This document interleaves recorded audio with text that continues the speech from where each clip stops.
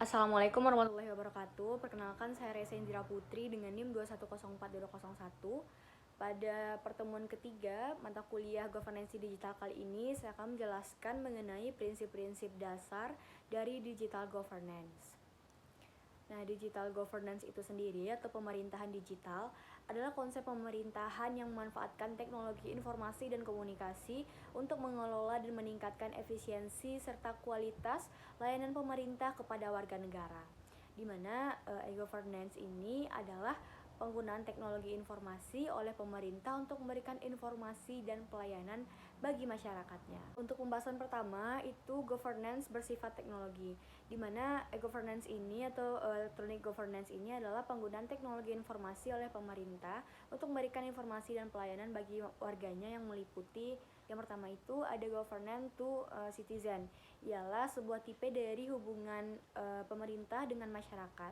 Hubungan ini bertujuan untuk dapat memperbaiki hubungan interaksi di antara pemerintah dengan masyarakat serta untuk mempermudah masyarakat di dalam mencari berbagai informasi mengenai pemerintahan. Yang kedua itu ada governance to digital to business, ialah sebuah tipe dari hubungan pemerintah dengan bisnis.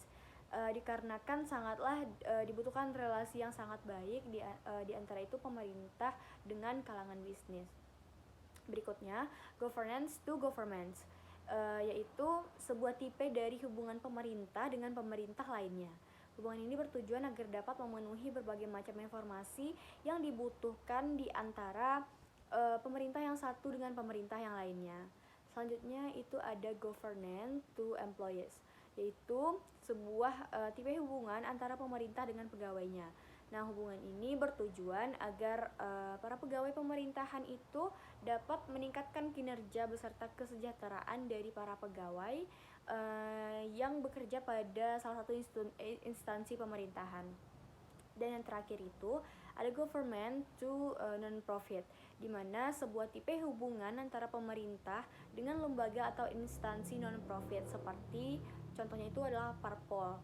Nah, hubungan ini bertujuan agar lembaga atau instansi non-profit ini dapat dikelola dengan baik, sehingga tujuan lembaga itu atau instansi ini dapat terwujud sesuai dengan fungsi dan wewenangnya masing-masing.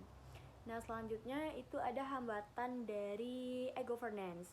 Yang pertama itu adalah tantangan yang nyata, di mana ini termasuk dari masalah-masalah fisik yang dapat diukur dan terlihat.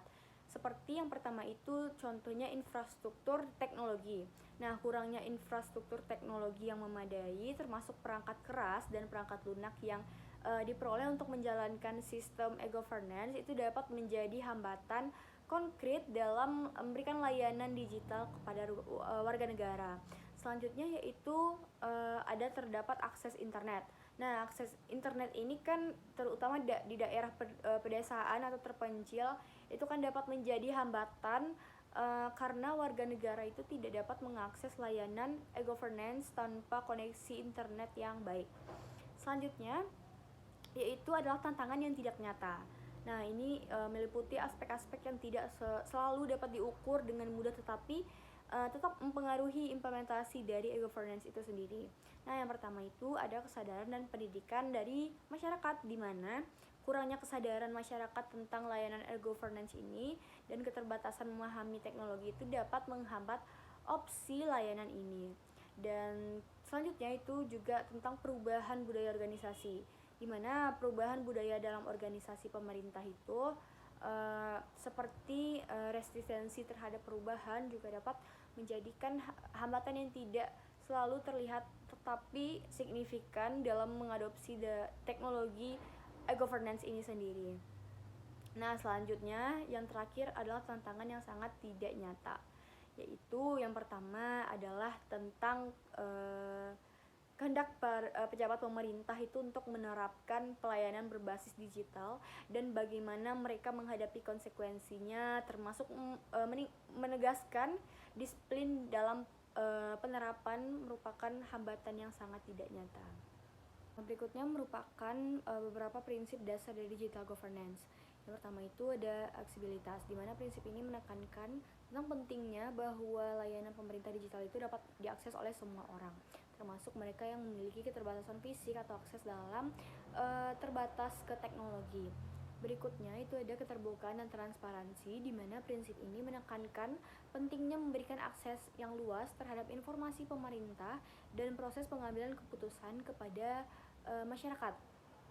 Dan digital governance itu harus memastikan bahwa data dan informasi pemerintah itu tersedia secara terbuka, mudah diakses dan dapat dimengerti oleh publik. Dan berikutnya yaitu partisipasi masyarakat, di mana prinsip ini mendorong pemerintah untuk melibatkan masyarakat dalam pembuatan kebijakan dan perencanaan melalui berbagai saluran digital.